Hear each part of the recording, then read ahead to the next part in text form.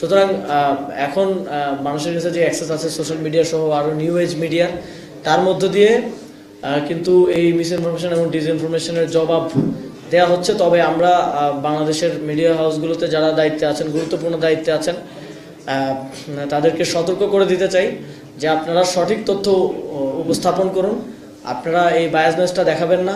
5ই আগস্টের পরে আমরা যথেষ্ট ধৈর্য ধরেছি, আমরা যথেষ্ট ছাড় দিয়েছি। 5ই আগস্ট পূর্ববর্তী আপনাদের অবস্থানের কারণে আপনাদের তাই এলো ইনোভার, যেন আপনি লাইফে থাকেন রেডি প্রতিদিন। ইনোভার, ডিজাইনড ফর নাও। লেসপেন্সারের কারণে কিন্তু এবারের নির্বাচনের পরে কিন্তু সেই ছাড় দেওয়া হবে না।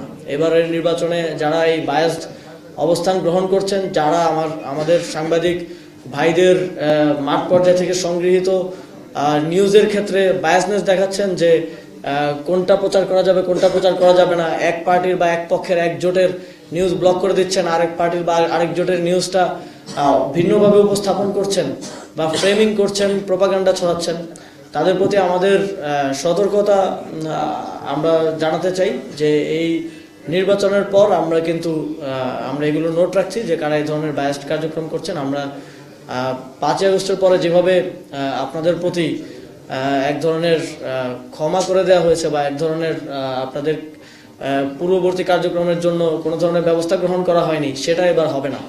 আমরা দেখেছি যে বিভিন্ন বড় বড় হাউসের সম্পাদকরা বলেছেন যে ডিজিএফ এর টোটকা দিয়ে তারা 5ই আগস্টের আগে নিউজ করেছে।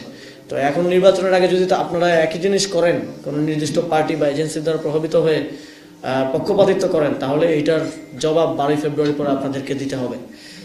আমরা